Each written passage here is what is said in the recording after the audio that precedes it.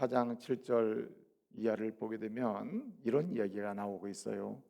사도 바울이 자기가 예수 만나고 성도로 살고 특별히 성도를 넘어서 하나님의 영광의 복음을 전할 수 있도록 사도로 삼아 주셨는데, 성도로 살고 사도로 사는데 이 삶이 간단치가 않다는 거예요. 한마디로 이 삶이 어떠냐? 이 삶이 상처나고 깨어지기 쉽고 약하기 쉽고 그냥 힘든 일이 너무나 많다는 거예요. 너무나 힘들다는 거예요. 인생의 문제도 많죠. 더군다나 성도로 살고 사도로 살려고 하니 얼마나 힘들겠습니까? 그 자체가 문제요, 고난이요, 아픔이 있다는 겁니다. 그럼에도 불구하고 오늘 본문 말씀 16절, 17절 이렇게 보게 되면 그 말씀의 결론은 뭐냐면, 거기에 하나님께서 그 삶을 아프게 하고 고난으로 끝나게 하고 상처로 끝나게 하고 고단함으로 끝나게 하지 아니하고 거기 그 삶을 어떻게 만드느냐? 성도의 삶, 특별히 성도를 넘어 하나님이 주신 그 사명 직분을 감당하는 삶의 여정이 상처가 있고 문제도 많고 아픔도 많지만 그 결론은 뭐냐? 그 결론은 거기에는 영광이 있다는 겁니다. 영광이 있다. 그래서 이 15절, 16절, 17절 이렇게 쭉 보면 거기 15절 특별히 보게 되면 거기에 은혜, 감사, 영광 이런 단어로 표현을 하면서 비록 약하고 상처가 있고 아픔이 있고 그럴지라도 성도의 삶은 결론이 어떻게 되느냐? 감사, 은혜, 영광이 될 줄로 믿습니다. 그렇게 된다는 거예요. 그래서요, 이 세상에서 그냥 단순히 그 정도로 끝나는 게 아니라 왜 삶은 선물이냐? 성도의 삶, 성도의 삶을 넘어서 직분자 하나님 주신 사명을 감당하는 특별히 바울의 입장에서는 사도의 삶은 왜 은혜요 감사의 영광이냐? 그 이유를 5장에서 설명하는데 5장에서는 내세가 있기 때문이다. 내세의 영광과 내세의 소망과 내세의 기쁨과 내세의 보장과 세상에서 끝나는 것이 아니라 영원으로 연결되는 하나님 나라의 영광이 기다리고 있기 때문에 오늘 이 시대의 성도의 삶, 직분자의 삶, 하나님의 자녀의 삶은 뭐다? 선물이다. 은혜고 감사이고 영광임을 믿으시기 바랍니다. 여러분, 어떻게 질그릇 같은 존재가 이렇게 정말 선물이 될 수 있고 질그릇 같은 삶, 인생이 선물이 될 수 있고 은혜가 될 수 있고 감사가 넘치는 삶이 될 수 있고 객관적으로 주관적으로 자기가 생각해봐도 남이 생각해봐도 정말 영광스러운 인생이 될 수 있겠냔 말이에요. 오늘 바울은 그 얘기를 하는 것입니다. 질그릇 약하다, 질그릇 깨진다, 질그릇 가치 없다, 질그릇 아무리 뭔가 해보려고 해도 아름다워질 수가 없어요. 생각해 보세요. 그릇으로 놓고 보면 금그릇과 질그릇도 그게 아름다움이 있겠습니까? 그러나 질그릇이 아름다워질 수 있는 길이 딱 하나 있다는 거예요. 질그릇이 아름다워질 수 있는 질그릇 같은 인생이 아름답고 가치 있고 영광스럽고 감사가 넘치고 작품이 될 수 있는 길이 있다는 말입니다. 그 속에 뭐가 들어갈 때? 보배가 들어갈 때다. 보배가 들어갈 때다. 오늘 본문은 그 속에 보배를 가졌으니, 질그릇 같은 우리 인생 가운데 보배를 가졌으니, 질그릇 속에 보배를 가졌으니, 이 보배를 가졌으니, 사도 바울은 자기가 질그릇인 걸 알았어요. 약한 존재인 거 알았어요. 상처나는 존재인 거 알았어요. 고단한 존재인 거 알았어요. 인생에 문제가 많은 존재인 것을 알았어요. 자기 스스로 사명 감당할 수 없는 존재를 알았어요. 오히려 낙심할 만한 존재인 줄 알았어요. 그럼에도 불구하고 그는 그의 삶은 뭐가 됐다? 오늘 15절에 있는 말씀대로 성도의 삶, 그리고 하나님의 사람으로서 성도뿐만 아니라 성도를 넘어서 하나님의 사명과 직분을 받은 하나님의 할례를 받은 그런 사람의 인생은 아름다울 수밖에 없다 하면서 내 인생, 우리 나와 같이 사는 사람들, 오늘 은혜가 있고 감사가 있고 영광이 있다, 한마디로 뭐예요? 삶은 선물이고 아름답고 기쁨에 있는 것이다, 이렇게 얘기하고 있습니다. 뭐가 있을 때에? 우리 속에 보배가 있을 때. 그러므로 사랑하는 성도 여러분, 보배를 가슴에 품고 보배를 내 안에 둠으로써 우리의 삶도 선물이요, 아름다움이요, 영광이요, 감사가 있는 삶이요, 작품이 되는 그런 삶이 되기를 말씀으로 축복합니다. 그러면 그 보배는 뭘까? 바울은 얘기합니다. 그 보배는 복음이다. 복음.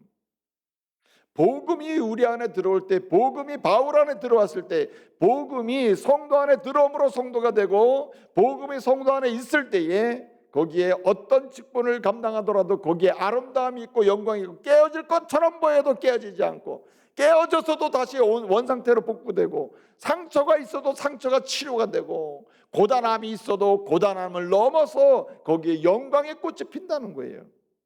뭐가 있을 때? 복음이 있을 때. 자, 복음은 뭐가 복음이라 그랬죠? 복음 뭐가 복음이라 그랬습니까? 첫째는 성경이 복음이고, 둘째는 성경이 말씀하는 예수가 복음이고, 셋째는 예수님의 십자가 사역이 복음이다. 제가 이렇게 말씀을 드렸습니다. 그래서 오늘 바울은 바울 서신을 통해서 보게 되면 둘로 강조해요. 한마디로 예수가 복음이다, 둘째는 말씀이 복음이다, 이렇게 얘기해 주고 있는 것입니다. 그러므로 여러분, 우리 안에 예수가 계시고 예수가 주인이 되고 예수의 십자가가 능력이 될 때에 우리의 삶은 죽음도 극복하고, 넘어짐도 극복하고, 에어싸움도 극복하고, 박해도 극복하고, 거꾸로 트림을 당하는 것도 극복하고, 여러분, 거꾸로 트림을 당해도 넘어지지 않고 박해를 받아도 버림받지 아니하고, 에어싸움을 당해도 포로가 되지 아니하고, 그것을 넘어서는 영광을 보게 될 줄로 믿습니다. 여러분, 그래서 오늘 바울은 얘기하는 거예요. 오늘 본문에서는 바울은 내 안에 보배가 있기 때문에 질그릇 같은 상처하고 인생이 문제가 많지만, 사명 감당하기도 쉽지 않지만, 내 인생은 하나님의 선물로 너무너무 아름답다, 행복하다, 너무 즐겁다, 아슐의 인생이다, 마카리오의 인생이다, 이렇게 사는 거예요. 복 있는 인생이다, 이렇게 되는 거예요. 누구 때문에? 예수 때문에. 예? 여러분, 예수님이 우리 안에 계시면 어떤 일이 일어납니까? 죽은 모든 삶의 영적인 영역이 일어나요. 살아나는 역사가 일어나요. 주님이 우리 안에 계시면 우리와 동행하십니다. 주님이 우리 안에 계시면 우리의 집을 대신 져주셔요. 우리의 아픔을 대신 져주십니다. 우리의 고단한 눈물을 대신 흘려주셔요. 그리고 눈물을 닦아주셔요. 주님이 우리 안에 계시면 우리의 인생 여정 중에 갈 길을 제시해 주시는 겁니다. 주님이 이기게 하신다. 그래서 오늘 두 가지로 설명해요. 주님이 우리 안에 계시면 두 가지 기적이 일어난다. 첫째는 주님이 우리 안에 계시면 어떠한 내적 외적인 고난 환난 밖에도 반드시 승리하게 된다. 할렐루야. 반드시 이기게 된다는 거예요. 반드시 이기게 하신 하나님. 그래서 오늘 여기 말씀 보게 되면 이렇게 얘기합니다. 8절 9절을 보게 되면 우리가 사방으로 우겨쌈을 당해도 쌓이지 아니하고, 답답한 일을 당해도 어떻게 해요? 낙심하지 아니하고, 박해를 받아도 버림받지 아니하고, 또 어떻게 된다고 했습니까? 오늘 말씀 보니까 거꾸로 트림을 당해도 절대로 망하지 않는다. 아멘. 누가 우리 안에 계시면? 예수가 우리 안에 계시면. 그래서 우리는 찬송하는 거예요. 예수가 함께 계시면 시험이 와도 겁없네. 기쁨의 근원 되시는 예수를 위해 삽시다. 여러분, 여러분이 예수를 위해 살아봐야 얼마나 예수를 위해 산다는 말입니까? 이 강력한 예수를 위해 산다는 고백은 예수가 나를 위해 살아계신다는 고백이에요. 예수가 우리 안에 계시면. 여러분, 오늘 우리가 찬양을 했어요. 너 근심 걱정 말아라. 주 너를 뭐하리? 지키리. 주 너를 지키리. 주 너를 지키리. 주 너를 지키리. 주님이 우리를 지키기 때문에 근심할 일이 없다. 시험을 이길 수 있다. 상처를 받아도 상처가 결국은 내 모든 것이 될 수가 없다. 질병이 와도 질병이 내 인생의 끝이 될 수가 없다. 그래서 오늘 바울은요, 죽음을 불사합니다. 예수가 함께 계시고 예수가 내 안에 계시니, 여러분 고린도후서 5장 1절부터 10절까지 보면 강력한 고백을 하고 있어요. 죽음 너머에 영광이 있다. 하나님 나라가 있다. 영생이 있다. 나는 세상이 두렵지 않단 말이에요. 여러분 고린도후서 11장을 가서 보면요, 세상 사람들이 그 당시에 바울을 박해하던 사람들이 바울을 비난했어요. 비난한 내용이 뭐냐면 생긴 것도 이상하게 생겼다. 바울이 잘생기지 못했던 것 같아요. 외양이 형편없었던 모양이에요. 그 외양을 가지고 비난을 하고 생긴 것도 하는 것도 옷 입는 것도 모든 것을 비난을 받았어요. 그러면서 뭐라고 하냐면 그의 언사, 그의 언어에 대해서도 비난을 했어요. 그 당시에 익숙한 언어가 아니라 은혜 받고 나니까 사람들은 비난을 하는데 이 사람은 칭찬하는 언어를 쓴단 말이에요. 사람들은 미워하는데 이 사람은 사랑하는 언어를 쓴단 말이에요. 사람들, 그 시대의 사람들은요, 끊임없이 절망으로 끌고 가는데 이 사람은 희망으로 끌고 간단 말이에요. 세상과 정반대되는 언어와 행동을 하고 있을 때 이 사람은 비난을 받았단 말이에요. 근데 여러분 바울은 뭐라고 얘기합니까? 그렇게 질그릇 같은, 그래서 상처받고 약하고 고난받고 막 찔림을 당하고 넘어뜨림을 당하고 심지어는 죽음으로 협박을 당해도 내 삶은 하나님의 은혜요, 선물이요, 아름다워요, 열매가 있어요. 예, 아름다운 결실이 있단 말이에요. 그래서 어떻다는 말입니까? 어떠한 시험도 이겨낼 수 있다. 그래서 삶은 아름다워질 수 있다는 말입니다. 여러분 너무 감사한 거죠. 보배 대신 예수님이 내 안에 계시니 십자가의 보혈이 내 모든 걸 씻어주시고 그 예수님의 온유하심이 내 성질을 고쳐주셔. 예수님의 따뜻하심이 차가워져서 사람에 대해서 그렇게 냉정하게 끊어버리려고 하는 악한 마음을 따뜻하게 품어주시고 만들어주셔요.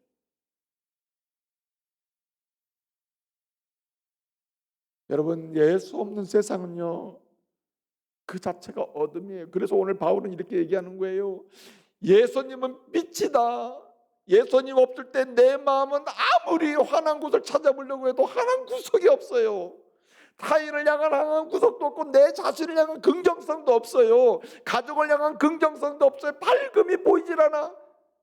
내세에 대한 밝음이 보이지 않아. 그렇게 믿노라 하면서도 내 미래에 대한 밝음이 없단 말이에요. 그런데 예수가 내 안에, 예수가 우리 안에 들어오니 그 영광의 빛이 비춰주고 어떻습니까? 질그릇 같은 내 인생이 질그릇을 넘어서 작품이 되고 있다는 거예요. 할렐루야. 그러므로 여러분 질그릇 같은 아무리 내 험한 인생이요, 상처난 인생이요, 내 각오를 보면요 더 이상 말하고 싶지 않고 살고 싶지 않는 그런 극단적 삶의 환경에 인생이라 하더라도 보배 대신 예수를 모시고 작품을 만들어가는 은혜가 있기를 바랍니다. 반드시 작품이 될 줄로 믿습니다. 반드시 삶이 아름다워질 수밖에 없다는 거예요. 사실은요 바울이 이렇게 이 복음서를 이 고린도 후서, 전서, 또 디모데 전서 이렇게 쓰는 그 초대교회 환경, 그 시대의 환경 속에서는요 그릇의 종류가 많잖아요. 흙으로 만든 게 질그릇인데 그 질그릇이 가장 공통적으로 이 집이든 저 집이든 어디서든지 간에, 부잣집이든 가난한 집이든 어디서든지 간에 질그릇이 보편적으로 쓰였는데 이 질그릇이 보편적으로 쓰이면서 필요한 질그릇이었단 말이에요. 어디에 사용됐느냐? 그 당시에 등잔으로 사용됐다. 등잔으로 사용됐다. 이 질그릇이 그 당시에 등잔으로 보편적으로 가난하든 뭐하든 간에 하여튼 질그릇으로 만든 것이 보통 이 등잔으로 많이 사용됐단 말이에요. 그러면 이 질그릇은 형편없지만 가볍게 여겨지지만 이 질그릇 없이는 밤을 밝힐 수가 없단 말이에요. 시대를 밝힐 수가 없는 거예요. 그런 면에서 바울은 질그릇을 끌고 오는 거예요. 우리가 질그릇 같은 인생이다. 그러나 어두운 밤을 비추는 등잔불처럼 우리는 세상을 밝힐 수 있는 선물이요 아름다운 인생이 될 수 있음을 믿으시기 바랍니다. 아무리 어두운 가정이라 하더라도요, 예수를 모시고 사는, 예수가 그 안에 들어가 있는 한 사람이 있다면 밝아질 수밖에 없어요. 믿으시길 바랍니다. 아무리 억울한 상황에서도요, 억울함을 넘어 가정을 밝게 만들 수 있다. 직장을 밝게 만들 수 있다. 네? 그런 사람 때문에 한 사람이라도 그 밝은 빛의 영향으로 세상 속에서 하나님의 영광을 선포할 수가 있는 것이죠. 그래서 여러분, 보배 대신 예수님이 들어오면 어떤 고난, 환난, 시험, 근심 다 이겨내고 승리의 계가를 부를 수 있으니 삶이 아름다워진다는 말입니다. 근데 정말 중요한 것은 뭐냐면, 말씀드렸듯이 예수 그분이 내 안에 들어와 보배이신 예수가 내 안에 들어오면 바울이 말한 대로 왜 삶이 아름다우냐? 여러분, 내세에 대한 소망, 내세에 대한 확신, 내세에 대한 보장이 뚜렷하기 때문에 오늘 이 시대를 경쟁으로만 살지 않습니다. 그래서 여러분, 사람은 경쟁이다. 경쟁을 손에서 놓는 순간, 경쟁하는 삶을 포기하는 순간 인생은 엉망이 된다고 생각해요. 이것이 일반적인 세상 논리란 말입니다. 그런데 보배이신 예수가 들어오면요, 경쟁이 아니라 성김이 돼요. 예? 경쟁이 아니라 오히려 나눔이 된단 말이에요. 왜 그렇습니까? 우리의 삶은 여기서 끝나는 게 아니에요. 돈으로 끝나는 게 아닙니다. 그러므로 사랑하는 성도 여러분,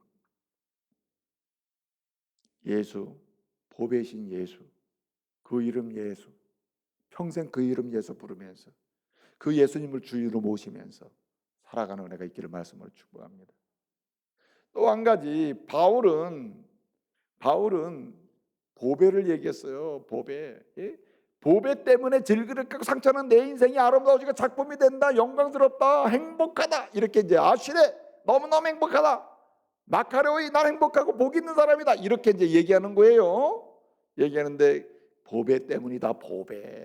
보배가 들어오니까 내 질그릇 같은 인생이 완전히 바뀌더라. 그 보배가 뭐냐? 예수가 보배인데 복음이 보배라 그랬죠. 복음은 예수가 복음이라 그랬고 그 말씀이 복음이라 이거예요. 그래서 오늘 저녁에는 이성미 집사님이 간증을 합니다. 이성미 집사님의 간증의 핵심은 뭐냐면, 모든 인생 문제의 해답은 뭐다?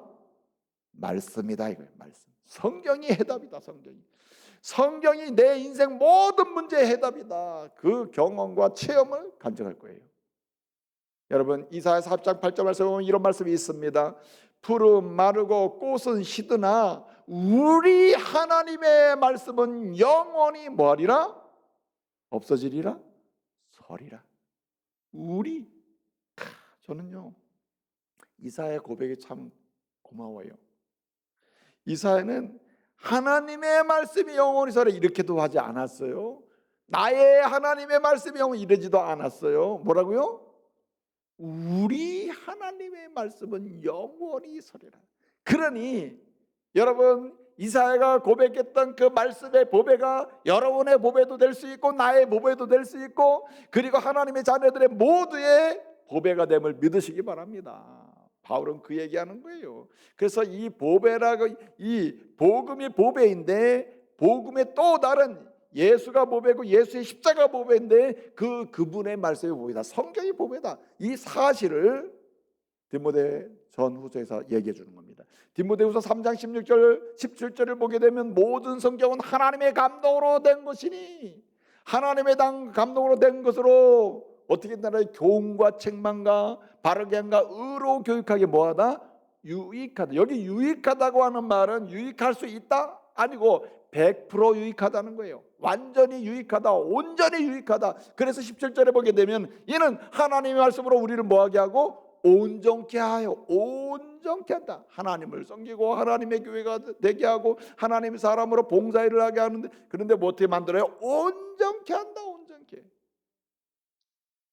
온전케 한다는 거예요. 그러니까 여러분 보세요. 질그릇 상처예요. 질그릇 깨어짐이에요. 질그릇 가치가 없어요. 질그릇 무너져요. 질그릇 시험 들어요. 질그릇 상처나요. 질그릇 눈물이에요. 그런데 여러분 온전케 합니다. 무엇이 들어오면? 보배이신 복음인 말씀이 내 영혼 가운데, 육체 가운데, 삶 가운데, 삶의 여정 가운데 말씀이 때마다 말씀이 들어오면 온전케 됩니다. 영혼도 온전케 되고 생각도 온전케 되고 행동도 온전케 되고 손을 사용하는 것도 온전케 되고 발걸음이 가는 것도 온전한 발걸음이 돼요. 여러분 다 발걸음 때문에 문제되는 거 아니에요. 마음이 문제가 돼도 발걸음이 멈춰주면은 악을 행하진 않잖아요. 마음이 문제가 돼도 손이 온전케 되면 여러분 어떻습니까? 악을 행하진 않잖아요. 회개하고 돌아올 기회는 훨씬 더 많죠. 근데 여러분 이런 일들이 언제 가능하냐? 주의 말씀이 내 안에 들어올 때예요. 주의 말씀이 내 손에 들릴 때예요. 주의 말씀이 내 눈에 들어올 때 내 눈이 좋아져요. 시력 좋아져요. 영적 시력 밝아져요. 주의 말씀이 내 귀에 들어오게 되면 아무리 많은 것이 들어올지라도 걸러져 필터링이 돼요. 할렐루야. 달라집니다. 하나님 말씀이 내 귀에 들어와 있으면 그 다음에 들어오는 거는 걸러져요. 내 눈에 말씀이 들어와 있으면요, 그 다음에 내 눈으로 들어오는 게 걸러져요. 내 손에 말씀이 있으면 그 다음에 내 손에 잡히는 게 걸러져요. 내 발에 하나님 말씀이 등으로. 그래서 여러분 시편 119편 109절은 뭐라 그랬습니까? 주의 말씀은 내 발에 등이요 내 길에 비치니이다. 내 발에 내 말씀의 말씀이 들려지면 내 발이 고쳐져요. 이 은혜가 있기를 말씀으로 축복합니다. 그래서 제가 항상 드리는 말씀인데, 성경을 진실로 말씀을 하루하루 한 장이든 두 장이든 사모하며 주의 말씀을, 오늘도 뭐가 보배이신 말씀을 내가 읽고 내 속에 역사하시는 주님의 음성으로 듣기를 소원합니다 하고 말씀을 읽잖아요. 부정할 수 없는 진리가 하나 있어요. 자기도 모르는 사이에 변해. 영혼이 변해. 삶이 변해요. 사람 보는 눈도 변해요. 세상 보는 것도 변해요. 세상이 그렇게 아름다워요. 할렐루야. 이제 말씀을 마치도록 하겠습니다. 저는 세상을 오래 살지는 않았습니다만은 제가 받은 은혜 중에 한 가지가 있다면 다 아름답게 보여요. 너무너무 아름다워요. 물론 뭐 요즘에 뭐 세상이 어떻고 이렇고 저렇고 막 그냥 누구만 만나면, 사람들만 만나면 어떤 분은 그냥 막 분노해가지고 계속 얘기하거든요. 분노할 만한 일도 있어요. 그럼에도 불구하고 분노가 전체는 아니에요. 하나님이 세상을 이끌어간다는 게 보여요. 하나님 만드신다는 것도 보여요. 결국은 진리가 이긴다는 것도 보여요. 결국은 하나님이 승리하신다는 것도 보여요.